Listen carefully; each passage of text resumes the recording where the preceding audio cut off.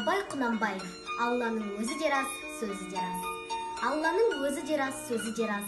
Рас сөз еш уақытта жалған болмас. Көп кітап келді Алладан, оның төрті Алланы танытуға сөз айырмас. Аманту оқымаған кісі бар ма? Уақтубихи демеген ісі бар ма? Алла өзгермес, адамзат күнде өзгерер. Жарлық берді ол сіздерге сөзді қарға. Замана шаруа мінез күнде өзгерді. Оларға кез-кезімен нәби келді. Қағида шариғаты өзгерсе де, тағриф Алла еш жерде өзгермеді. Күллі мақлұқ өзгерер, Алла өзгермес. Ахлі кітап бұл сөзді бекер демес. Адам нәпсі өзімшіл мінезбенен, бос сөзбенен қастаспай түзу келмес.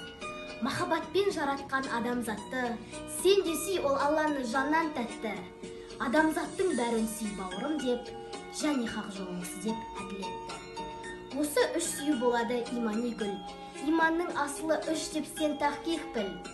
Ойландағы үшеуін таратып бақ, басты байла жолыңа малың түгіл. Дін де осы, шын ойласан тағатта осы. Екі дүние бұл тасдиқ хақтың досы.